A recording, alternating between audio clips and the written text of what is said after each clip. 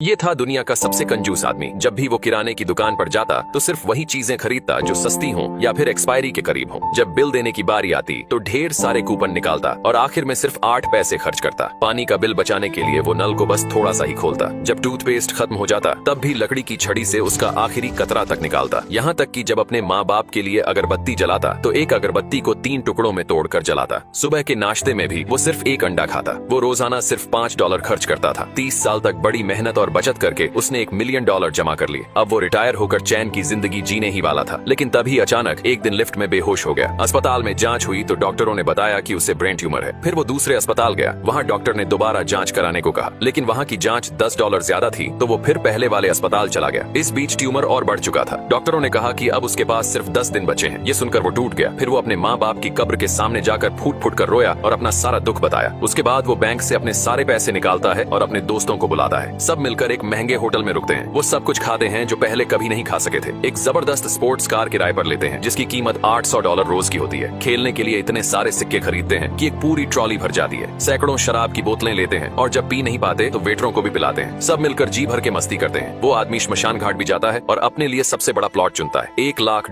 के नकली नोट खरीदता है जो मरने के बाद जलाए जाते हैं। वो मरने वालों वाला मेकअप भी करवाता है ताकि सब कुछ पहले से तय रहे। आखिरी दिन वो अपने घर लौटता है। वहाँ रखी हुई एक एक्सपायरी हो चुकी सॉसेज खाता है और थोड़ी ही देर में बेहोश हो जाता है। उसके दोस्त उसे फौरन अस्पताल ले जाते हैं। जब वो होश में आता है तो डॉक्टर बताते हैं कि उसकी रिपोर्ट गलत थी। उसे ब्रेन ट्यूमर था ही नहीं। असल में उसे फूड पॉइजनिंग हुई थी क्योंकि उसने सड़ी हुई चीज खा ली थी। ये सुनते ही वो जोर जोर से रोने लगता है क्योंकि उसने अपनी पूरी जिंदगी की कमाई कुछ ही दिनों में उड़ा दी थी।